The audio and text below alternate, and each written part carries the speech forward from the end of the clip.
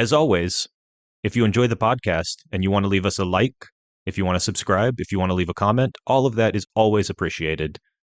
If you really enjoy the podcast and you want to support our work, please consider becoming a member of the Center for New Liberalism at cnliberalism.org/become a member.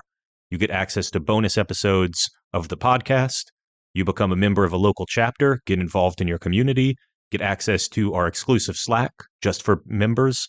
All of that can be yours. Become a member today at cnliberalism.org.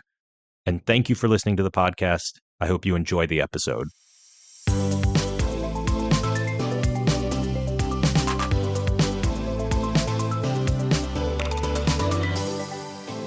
Welcome, everyone, to another episode of the New Liberal Podcast. I'm your host, Jeremiah Johnson, and joining me today is Nate Silver. Nate, how are you? Good, Jeremiah. How are you? I'm doing well. I'm Nate... a little sweaty. It's a hot day in New York when we tape this. If you watch this on tape, the sweat line is like conveniently just below where the camera is. But yeah. We'll do our best. I was a little sweaty walking over here too, but so Nate probably doesn't need much of an introduction, but I'll give him one anyways. So Nate is the founder of 538, and he is obviously well known in the political world. He's also got a background, though, in poker, in sports, and in kind of statistical modeling in a lot of different ways. And he's written a new book called On the Edge, which is generally, I would say, about the concept of risk and the people who take risks. And we're going to get into all of it. I want to say, to start things off, I really love this book. You kind of separate people into two camps here in this book, the river and the village. And I feel like I'm a natural member of the river. You know, I have a poker background. I did a degree in statistics, blah, blah, blah. But for those of who haven't read the book yet, because it hasn't come out yet, it's releasing, I think, the day we release this podcast. What is the river and what is the village? And why did you build this concept to kind of build the book around? So, great question, yeah. Look, I think part of it is that the book was a personal journey for me. A little bit of it's like not a self-help book, right? But like there's a little bit of self-discovery where I felt very burned out on politics. I mean, I have for a long time, right? But particularly after 2020, the combination of like the usual stresses of an election year, plus the COVID stuff where I think I disagreed with a degree of like lockdowns and COVID caution to some extent. Well, look, when you give your opinions on a poker hand or on who's going to win the NBA championship, you don't have 10,000 people on Twitter screaming at you in the way that when you give political opinions, you might have that. No, and this is, peak, I don't know. I know not everyone loves the term wokeness, but it's a shorthand for things, right? It's a peak of some types of progressive attitudes about race and gender and things like that, where you're regarded with more suspicion as like a middle-aged white dude, I guess. I also think that just it's the internet's version of just outrage culture, you know, from all directions. No, and I have kind of survived as a warrior on the internet for a long time. I mean, it's I've been in this business for a long time in some way, shape, or form, producing content on the internet, and so you see the different like epicycles or whatever. But yeah, and also in terms of my work situation, I was in a spot where I was at 538, which is still existent, but, they wound up laying off 3/4 of the staff. I didn't renew my contract, wasn't offered a renewal, wouldn't have taken one. We'll say Zombie 538. Zombie 538, but felt like I was kind of in a lame duck period, but I have a provision in my contract where you can write a book about gambling write a book, right? Kind of on the company dime. It's part of the deal I struck. And my editor had been bugging me for years, and I'm like, what about a book about, actually proposed 3 different ideas, right? A book about gambling, a book about essentially game theory, and a book about artificial intelligence. And it kind of wound up being all 3 of those to some extent, but mostly it's a book about gambling. And the first thing I did was the first trip I took by plane post-pandemic is I got on a plane, probably a JetBlue flight to Fort Lauderdale, Florida, and took an Uber to the Hard Rock Seminole Casino. And it's Florida, April 2021, and played in a giant poker tournament. People were still wearing masks and glass dividers but this was after a year in blue states, at least, of people understandably being risk averse around the pandemic. And this is now pure pandemonium in Florida. The tournament drew like a record number of people for a World Poker Tour event at the time. And And it kind of radiated out from there, right? The concept of the river are people that are in this risk and gambling adjacent space who have two characteristics in common. One is that they tend to be more analytical. So they're quantitative, they're good at risk assessment. But two is that they're extremely competitive. That can make them risk-taking in certain ways. It can make them contrarian to the point of being annoying sometimes in other ways. We can get into who is the most annoying of these groups because you cover a bunch of different... Because there's kind of a very disparate group of people who you kind of group together in the river, and you see actually all these people are kind of the same. And that's why I didn't expect, like, the poker nerds and the prediction market nerds and the crypto nerds and, like, the Wall Street hedge fund nerds and, like, the effective altruists and the rationalists and all these groups, like, they actually overlap a lot in terms of, like, it's a relatively small community and it doesn't take long before you feel like you start to know a lot of members of that community. The village is kind of a little easier to define in some ways, and that term's been used by some other writers like Freddie DeBoer. But the village means kind of politics, government, and media, basically, concentrated on the East Coast, in recent times tending to have, politics affiliated with the Democratic Party. And look, I mean, It almost reminds me of like the cathedral, as some people on like an alt-right term almost would say. Yeah, and kind of Harvard and like the New York Times are like the most important institutions in the village. Yeah. Like you were saying, Drew, I mean, you probably have had a foot in both camps, and I think I have too. I mean, I think technically speaking, I mean, look, I'm in the river, right? I mean, or in the village and the river, I think. I mean, I have like a podcast with a big New York media company, right? And I write for the New York Times occasionally and things like that. You have been a full-out media politics guy. You have gotten in. You cannot avoid the culture war. And yet you are also somebody who, if we want to go way back, you got your start. At least the first time I remember hearing about you was Pacoda, which is a baseball sabermetric system for those of you who don't know. And that's the first time I remember, there's this Nate Silver guy who's got this thing. But you go way back to just, you're in deep nerd land, which I mean as a loving for sure. And it was probably like, so why do all these people on Twitter hate my guts when at the same time, like, all these people in this other community are like taking my phone calls and having very candid conversations on the record, off the record. And I just feel like they kind of operate on my wavelength. So was this kind of like trying to almost like I need a category for myself. I need to define who I am. And so this is the category of people that like encompass all the things I care about to some extent. Yeah. And poker had always been the one thing. I mean, I played poker professionally for 3 years in the mid-2000s, mid-aughts. And then quit because the U.S. Congress passed a law to basically ban payment processing to online poker sites. I remember Black Friday. It was not a good day. No, and so I got into politics. I started following because it was a Republican-sponsored bill. It probably had fairly wide bipartisan majorities, right? Can I ask a digressive question? Yeah. How much did you have locked up on Black Friday? Or did you get out mostly clean? So this is before Black Friday. This is a UIGEA in 2006. Okay, all right. Yeah. So I was actually fully out of online poker by 2008. Okay, all right, Friday. Gotcha. We're talking about events that essentially killed the online poker world. I had thousands of dollars locked up. Yeah, it was a 1-2 body. This was kind of the first blow, and that's when, party poker voluntarily shut down to Americans. Some sites didn't, but also I was playing, this is very technical that most listeners won't care. Oh, maybe your listeners will, right? I was also playing Limit Hold'em, which is a game that... which makes you an incredible degenerate. What kind of person... just if anybody's not following along, you have to really hate yourself to play Limit Texas Hold'em as opposed to the common No Limit. No Limit, which is a much more dynamic and fun game. Yeah.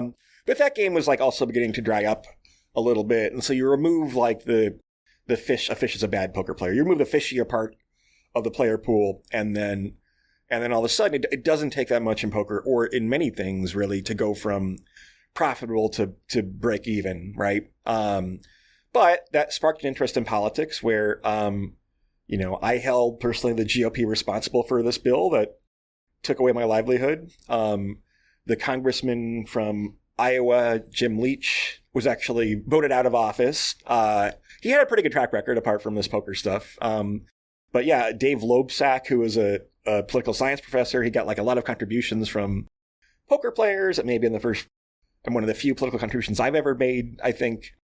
And then Democrats won control of the House and the Senate in 2006.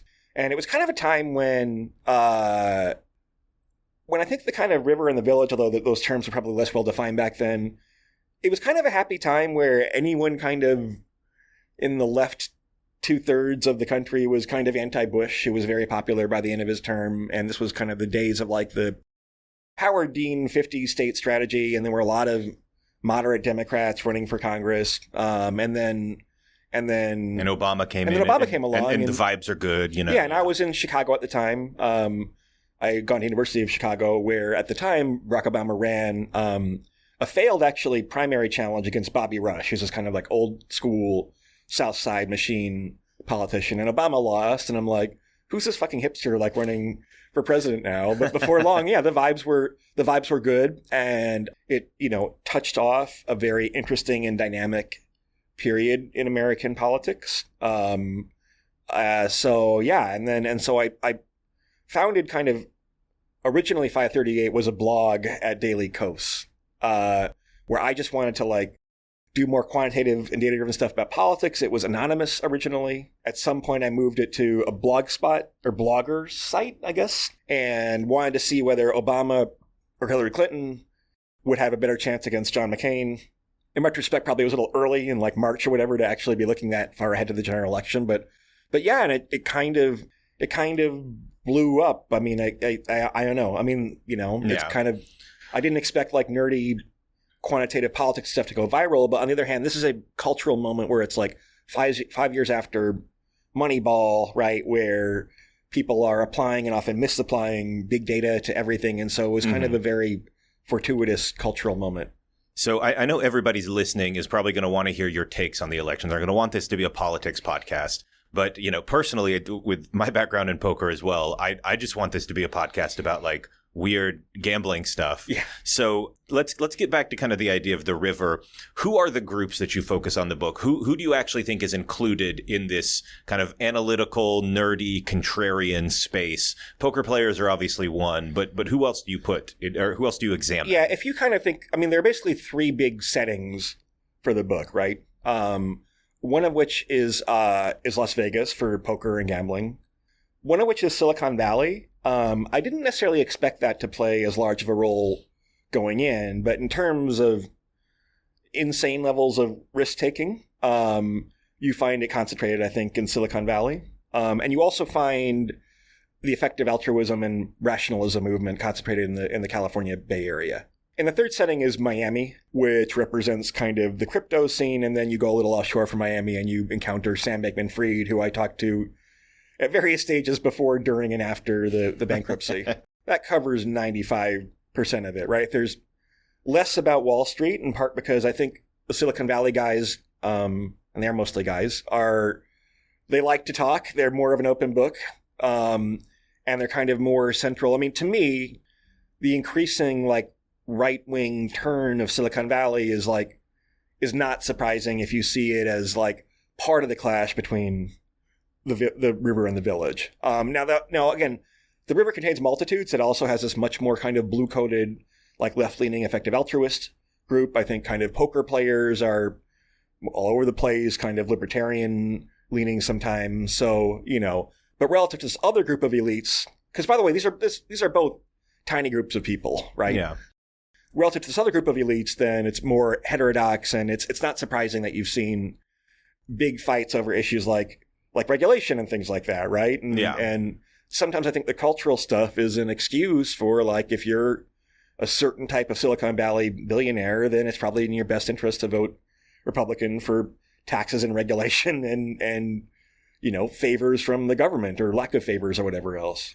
That's an interesting argument. And I've actually, in blog posts and things like that, I've made the opposite argument that like, at least for a certain category of billionaire, a certain category of person on the river, it really is more about the actual culture war, that it's less like, I wrote something called like Elon Musk really means it. And that when he's actually like on Twitter, tweeting 12 times a day about trans people or whatever the case may be. Like, he's like, nobody can fake that authentically, like in my experience. Yeah, no, look, I don't know. I think these people generally do have a huge chip on their shoulder, and it has to do with the dynamics of kind of being like a big outlier, where like, I mean, the rational thing to do is that like you have some very successful business and cash out for $100 million, right? And then you go buy like a villa in Tuscany and have a podcast or something and donate to charity or achieve life fulfillment.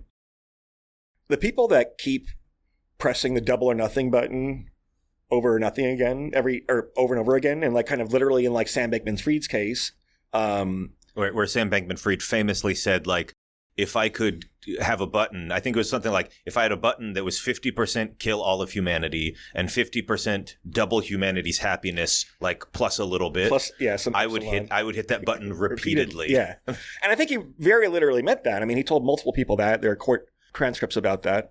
But yeah, in a kind of poker tournament of life, the people who go all in every hand will mostly go bankrupt, right? But the ones who have 3 or 4 bets that succeed in a row, or 5 or 10 bets, will be at the extreme like right tail of the distribution. And that's kind of what Elon Musk is, or people like that. Don't get me wrong, I think these people are all quite talented, right? There's nobody I met and said, oh, that person, they're just a fraud, they're just faking it, right? I mean, like, Mark Andreessen and Peter Thiel and Sam Altman. And I don't mean to compare all these are all different cases, and all these characters I think are treated with some richness and nuance, right? They're all different people, but they all have this insane competitive streak. Yeah. And some of them also had difficult childhoods. They're kind of at this, like, it is mostly white guys, obviously. They're kind of at what I think of as like kind of like the mezzanine of privilege, where you're in the stadium.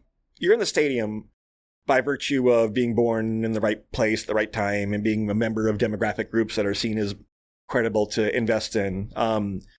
But, Elon Musk had like a legitimately difficult childhood, right? I mean, Jeff Bezos was adopted, and Peter Thiel was gay and very closeted. I mean, they've had enough challenges where they have this chip on their shoulder, but they also are in the stadium, in the arena, where they're able to compete without too many constraints. Yeah. One of the kind of dynamics of the book, it's unspoken a little bit, but there's this view that people in the river have of themselves. That is like, we are the cool, rational actors. We are the ones who get things done. We're the smart guys. Yeah. We're not poisoned by politics. We're out here doing the real work. And all those people over in the village, the academics and the journalists and the politicians and the political consultants, all those people are just doing dumb politics. And they're the ones whose brains are poisoned, and they're not as smart as us. And there's some extent to which this is true in some instances, right? Like, Congress famously just doesn't understand technology. Politicians have a terrible understanding of any technical issue.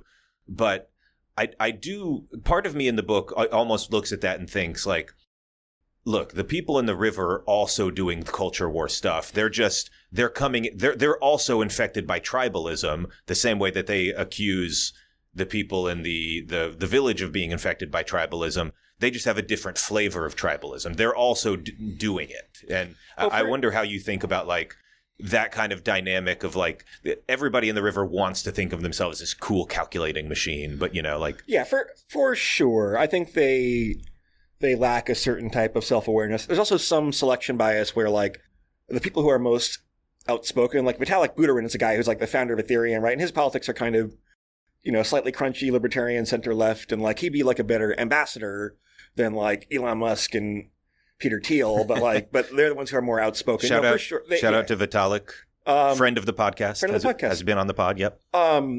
Yeah, I know, and they.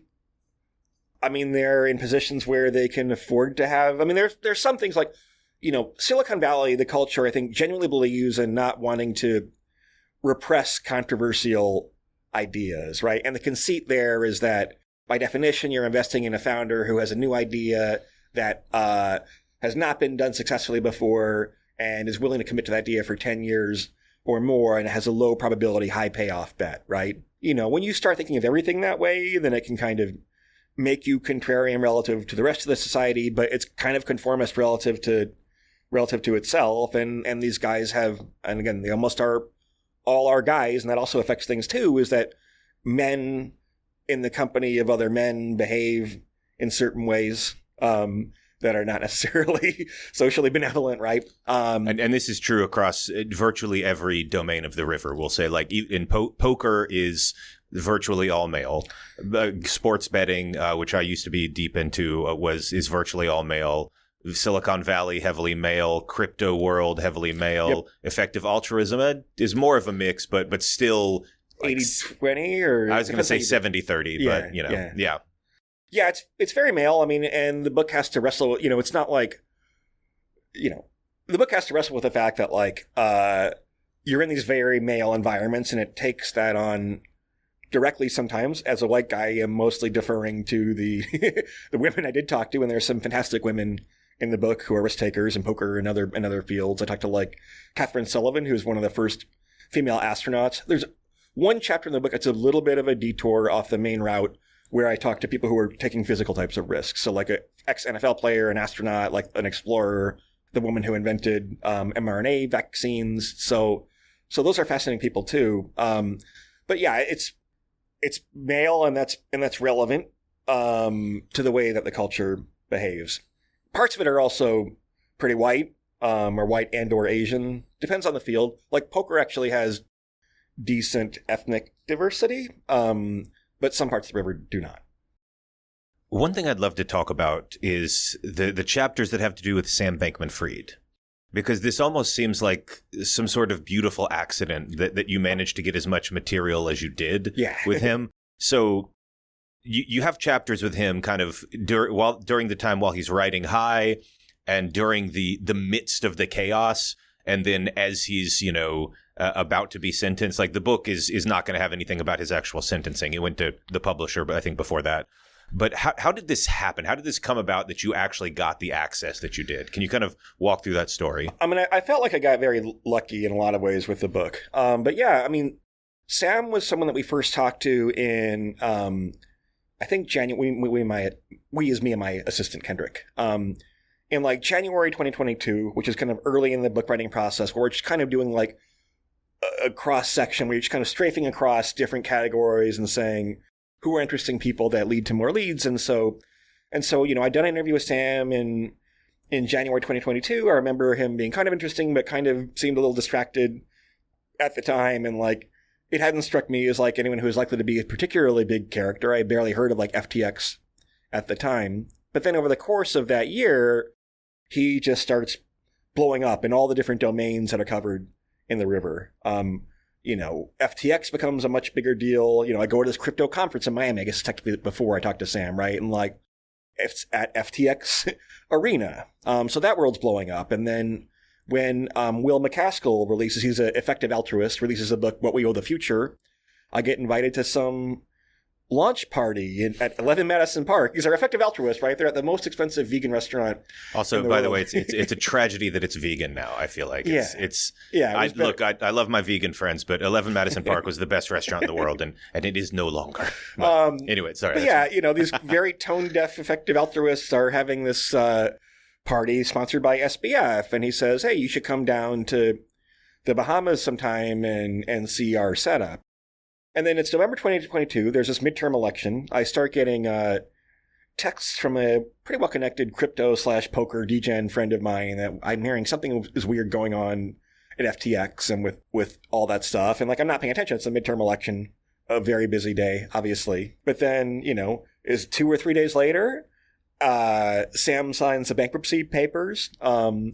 Almost all of the employees flee FTX in the Bahamas before there's some extradition. This is front page news on the New York Times. Like, it's for a couple days, this is all anybody's talking about. But he started to do some interviews with, like, Kelsey Piper at Vox, I think. And he's I remember that he was so astonishingly open. Like, and maybe this is part of the risk that we can talk about, but, like, he was so much more open than he should have been.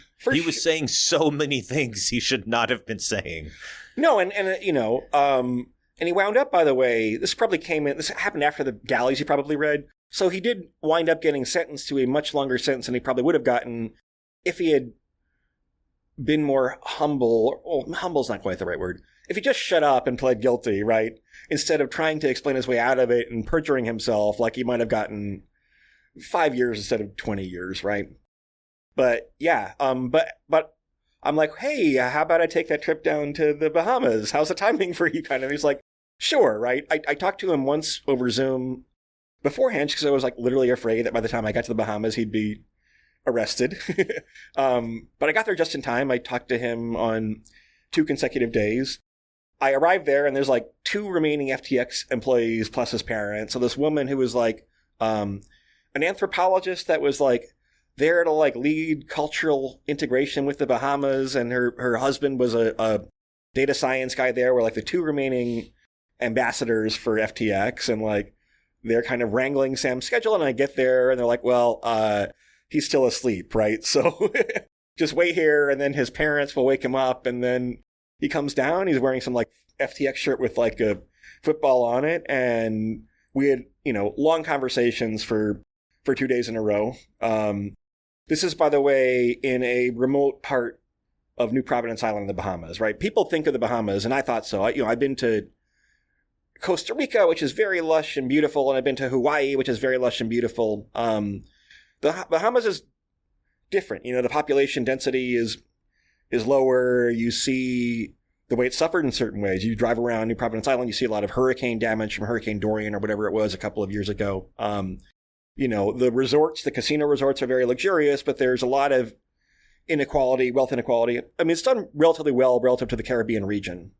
But like, so I'm in this kind of isolated compound, you know, a 40-minute taxi ride away from the hotel, the very posh hotel I'm staying at. And I'm like, am I in danger here at all? Is Sam like crazy enough? And I'm recording this and he's saying things that, you know, 98% of it is on the record. There were stipulations about like, it was embargoed for the book. So I couldn't like write a blog post about, oh, here's what I said to SBF.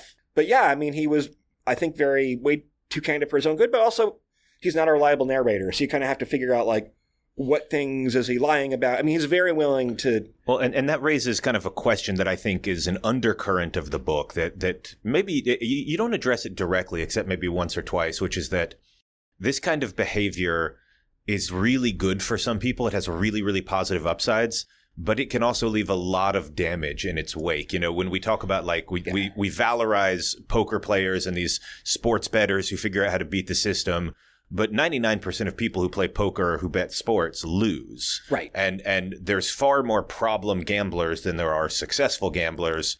There's, you know, the options day traders, the Wall Street bets kids. A lot of them are going to lose everything on this. And there's people like SBF for whom the whole thing was essentially a Ponzi scheme of sorts. So, like, how do we? I mean, literally. How do you? Because the book addresses this a little bit, but not fully. It does do a little bit of myth making. So, how do you personally like build the idea of like some of this actually can be quite bad?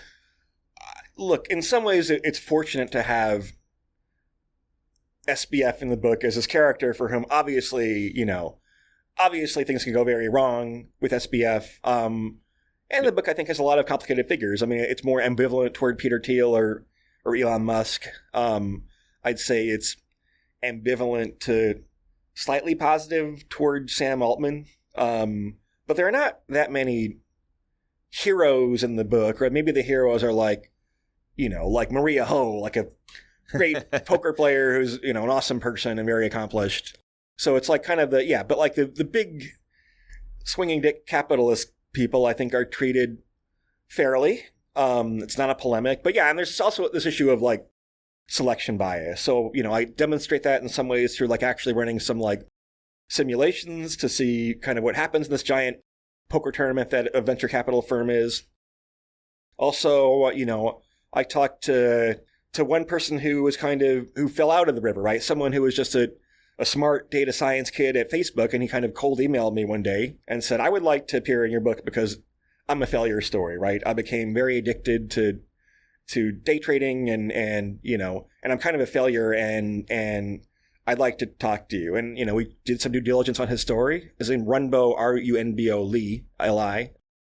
And he was very candid and very honest, right? I mean, you could in principle, you could probably have had, there are other places too where, like, in the book or the chapter about casino gambling, there's a pretty long discussion about slot machine addiction, for example. Yeah. So yeah, I mean, you're trying to these kind of people are very interesting. The big swing dick people are interesting, but you're trying to have enough sections where there is some balance. Makes sense. Yeah. So I want to ask about politics now, just because this is a political podcast, and they're going to kill me if I don't ask you anything at all. When you think this is a book about risk and taking risks and how to quantify things that are ultimately hard to quantify, the big story of the last couple of weeks, of course, has been Joe Biden dropping out of the race and Kamala Harris being kind of anointed as the successor. You have been very vocal about this. Yeah. So this is almost an opportunity, I think, to show, like, how does someone on the river think about this kind of problem? If you have this kind of archetypal brain of, like, rational and contrarian, you cannot put exact numbers on this. There's no way to precisely estimate are we going to piss off certain groups if Joe Biden drops out and they're loyal to him, and what will that do to our election chances? You can't put a precise number on that.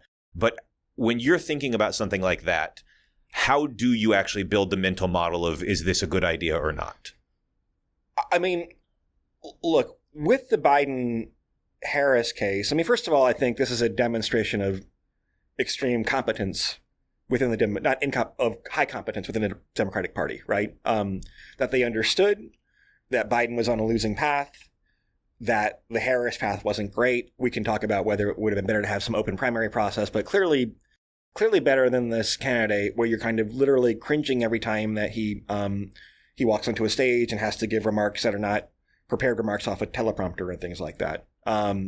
And the polls had even with a teleprompter. Even with it, yeah. The polls, I mean, there are all these things that happen on top of one another. In the immediate aftermath of the RNC and the assassination attempt, he had fallen behind by like 4 points in our Silver Bulletin national polling average. He was down to like 26%, 27% in our model. And the thing is, like, I think that was actually optimistic because the model kind of assumes that you're a normal functional candidate, right? That all of a sudden it's as though you replaced him with like 2004 John Kerry or something, right? Like, not a great candidate, but like somebody who can do the basic blocking and tackling, not somebody who has to duck these public appearances, not someone whose fundraising is drying up. And so I think the real odds would have been more like, I mean, if you went to prediction markets, although that account for the fact that Biden would potentially drop out too, but like, I think 26% was probably generous. With Harris, you get to like, Democrats are actually pretty good at winning elections. They did well in 2018 and 2022, so maybe a generic Democrat will do just fine, right? I mean, there's a disadvantage in the Electoral College, which is a big deal.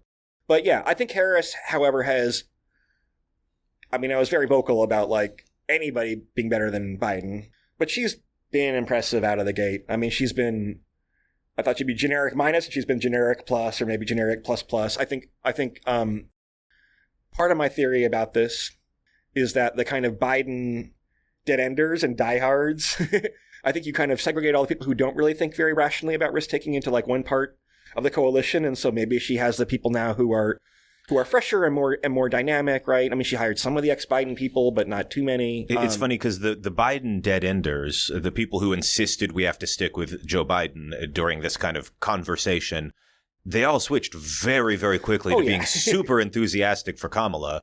And my take on the whole like Kamala versus open convention, open selection process kind of thing is that this is a little bit of a you can debate which one would be better, right, but it's a little bit of a like it's a different world. It was never going to happen. As soon as Biden dropped out, there was always going to be because Kamala could see this coming. There was always going to be immediate within 12 hours.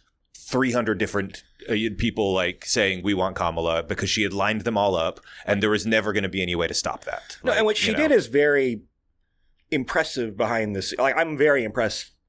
There have been two moments I've been very impressed by in the campaign, right? One, and this will maybe annoy some of your more liberal readers, but like Donald Trump after the assassination attempt standing up, and that's just an impressive thing, right? But Kamala Harris, the man has a flair for the dramatic. Yeah, he's a showman. He knows how to. The fact that he got that iconic looking picture, that's what he's good at, So, yeah. And the second is Kamala Harris. the moment that Biden drops out, being ready to go at full speed and having done the work behind the scenes is impressive. And I think I think within 2 or 3 days, I think within 2 days, all 50 state party chairs had endorsed her. All 50. And there can be this cascades. Yeah. A lot of prep work was done there. And the fact is that you basically do have kind of a mini primary process in kind of a weird, I mean, first of all, before 1972, party nominations were decided by the delegates at the convention, right? So you didn't really have as much voter input. I think this is the real learning that I think some people are starting to quietly get, is that maybe we shouldn't have primaries, or at least shouldn't have them in the way we do right now, that maybe they're actually really destructive and bad. I mean, look, there's this whole history of candidates who are past their prime. You know, Woodrow Wilson, after a stroke, wanted a third term in office. Harry Truman was talked out of pursuing a third term in 1952, right? LBJ saw the writing on the wall a little bit sooner. But there's this whole history of you know, men who are past their prime not willing to step aside voluntarily. And until recently, then Biden would have been ushered out by the party behind the scenes. By the way, it wasn't totally his destiny. This does get a little technical. The delegates in the Democratic Convention are, for the most part, not actually bound to the candidate. You choose, if you vote in the primaries, you actually choose delegates chosen by a campaign. So you technically, the fine print on the ballot will say you are selecting delegates to the party convention represented or chosen by Joe Biden. In some states, you actually pick the delegate names, like in Pennsylvania and stuff like that, right?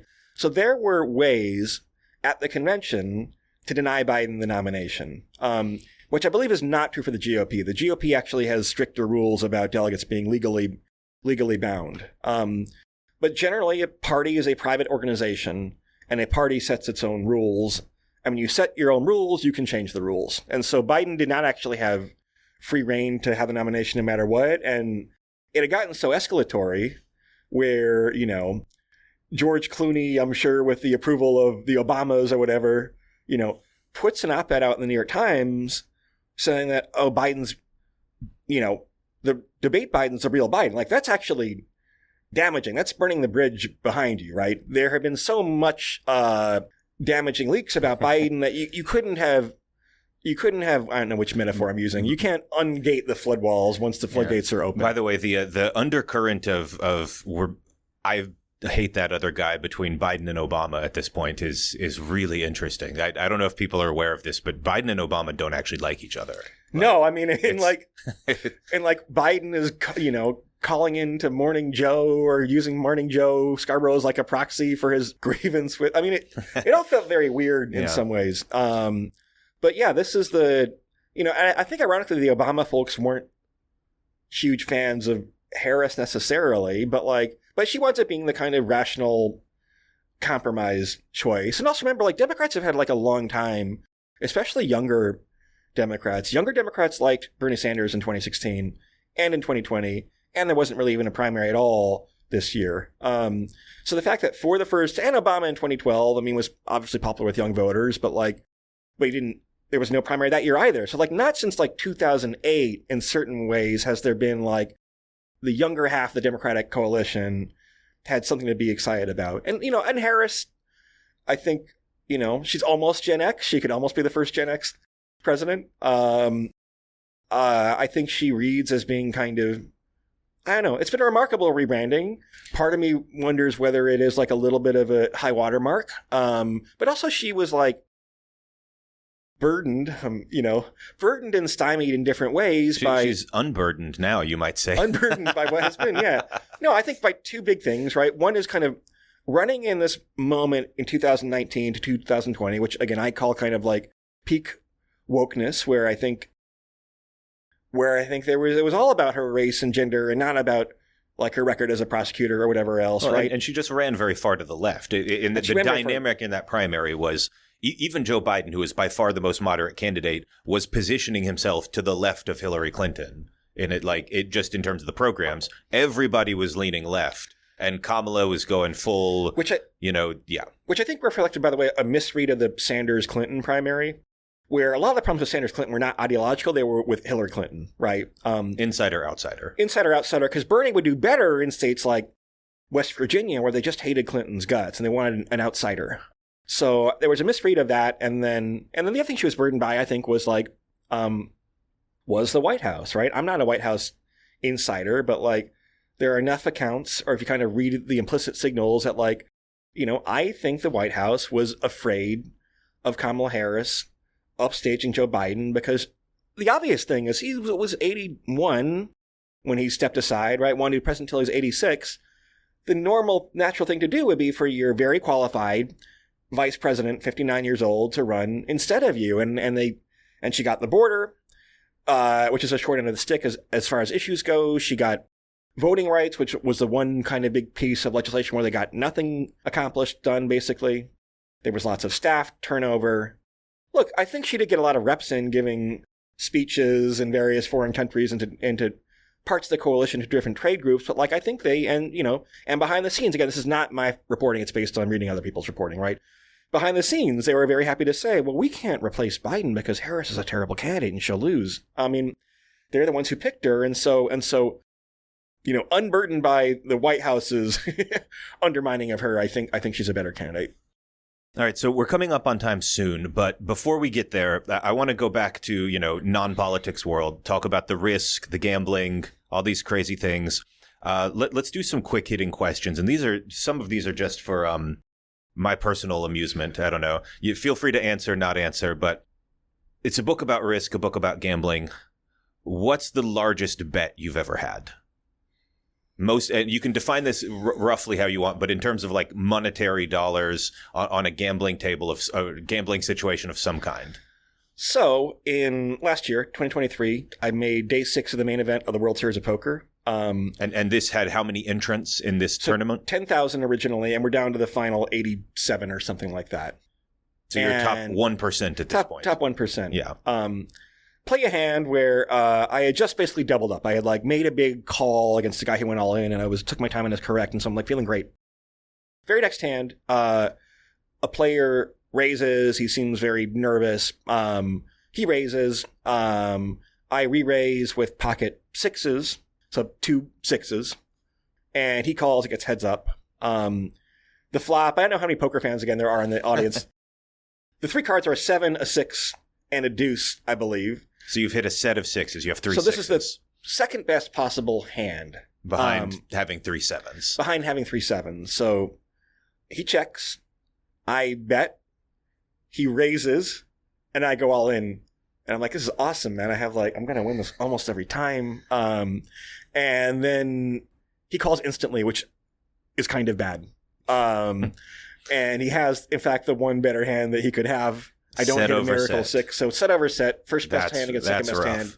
So I'm out of the tournament, 87th place, which is like, you get $90K for it or something, right? If you go and calculate the implicit amount of expected value on the table in that hand, it's like literally like $800,000 or something. My expected value, if I had won that hand instead of lost, would have been $900,000. And instead I cashed for $90,000, right? So it's almost $1 million. Yeah. So that will probably be the biggest like gambling situation that I think I'll ever be in. Yeah, I don't know if I've ever told this story on the podcast. My biggest thing ever, and this is actually not a huge amount of money like that, but for me at the time I was in grad school, I didn't have much money.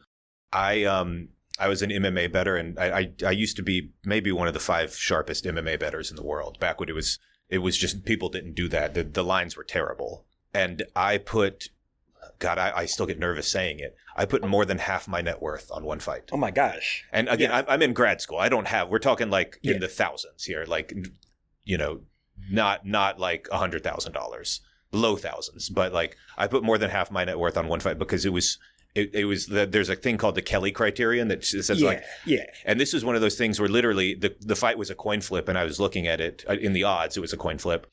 And I was looking at this fight, and I'm like, this guy's 90% to win. He's 90 to 95%. It was when Brock Lesnar first entered the UFC, and people didn't understand how dominant he was going to be. He eventually became the champion.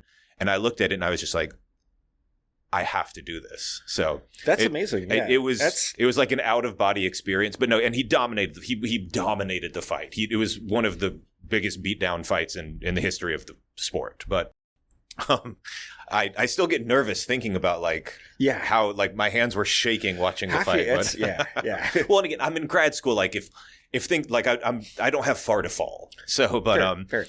So second one, what's the biggest risk you've ever taken?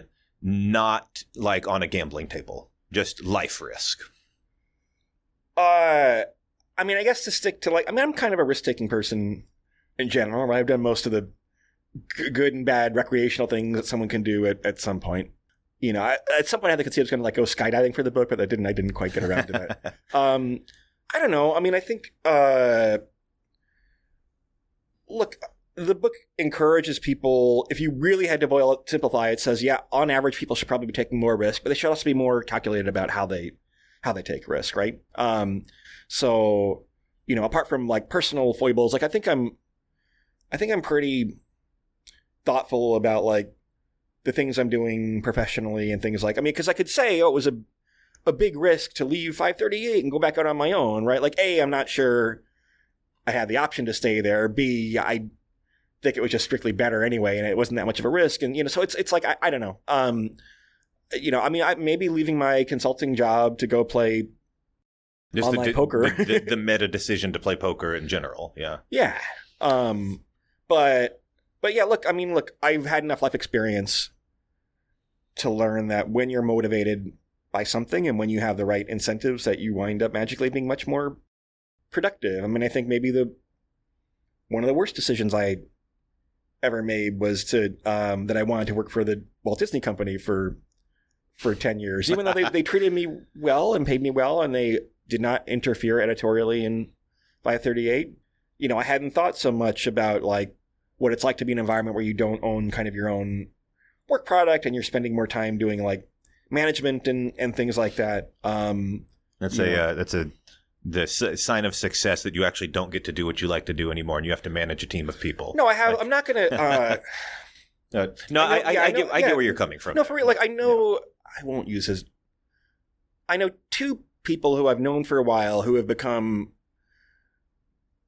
very successful. I'd say one is pretty successful, one's very successful, but like in a CEO role where almost all their time is taken up with like internal politics and like compliance related tasks and like investor management and media management. And they're both, you know, one's a scientist, one's a creative, and like, and they don't get to do what they really like to do. You know, they get paid a lot. And I think they both feel they're in an ethical spot where they have to continue doing these things that they don't particularly like doing. But yeah, I mean, to own your own work product, like, I mean, in some ways, like the new newsletter, Silver Bulletin's been very successful, but I kind of like, I don't want to back it into being like 538 2.0, right? Yeah. I like being a little bit lo-fi and kind of, you know, having my own schedule to manage and having reasonable expectations. So yeah. All right, two more. You wrote a lot about these risk takers in this book. You interviewed a huge number of fascinating people. In the process of writing the book, did you change anything about your own life in terms of how you approach risk? I think just being more comfortable. I mean, like, one thing we haven't talked about so much, it's also in the book a lot, is game theory. And basically the conceit that, like, understanding what the optimal strategy is when everyone is playing the optimal strategy, and like understanding like the mix of you know, the importance of randomization and like mixed strategies. This is a stupid analogy. I was playing like the new EA Sports college football video game last night, and I'm like, oh, I'm gonna run here even though it's 3rd and 8, because like, you know, you have to randomize your strategy a little bit. So just kind of seeing a lot of interactions like strategically, I think, through this more structured way. And by the way, like one of the best things about like writing a book where you are talking to people is that like, even if you weren't writing a book, like what if you had 200 conversations with really smart people over the course of 3 years, just for your own edification, right? Like that would be a very valuable thing to do. You just kind of like talk to the smartest experts and practitioners. They're the most accomplished people in the world at their respective tasks. Like even if they're obscure things like poker or sports betting, right? Like that's a really fun and enjoyable and insightful thing to do. So that was a great part of the writing process. And this last one is just for me. You got your start on the 2+2 betting forums. Do you have a favorite old 2+2 story? Oh my gosh. Because those forums were wild back in the day. I mean, I remember going to some 2+2 meetup event in Las Vegas and like staying up like 24 straight hours drinking vodka Red Bulls at the Bellagio. And I think that's, I remember like playing poker at the Mirage with a guy named Clarkmeister from back in the day. I remember Clarkmeister. Yeah. Yes. I remember string betting, which is when, because I hadn't played live poker like very much at all, right? String betting is when you kind of like put some chips out and then put some more chips out. That can be like an angle, so it's prohibited, right? Yeah, I remember getting teased for that and stuff like that. Yeah. But 2+2 was, it kind of foreshadowed like the Wall Street Bets type of communities that like, a lot of angsty young men bragging and things like that. Also, the people were like remarkably candid about giving away often pretty good strategic advice about poker. It was kind of seen as such an ATM that like, if you were good at like poker for a period of like 2 years, you could just kind of literally print money. And of course, the games were so fishy for a while. They were, and 2+2 to me almost validates your whole thesis about like there is a personality type called the River or whatever you want to call it that like embraces all these things at once, because like there was a lot of really smart poker people and sports betting people on 2+2. But even like if you wanted to have political discussions, like there were people who founded political groups who got their start on 2+2. I'm one of them.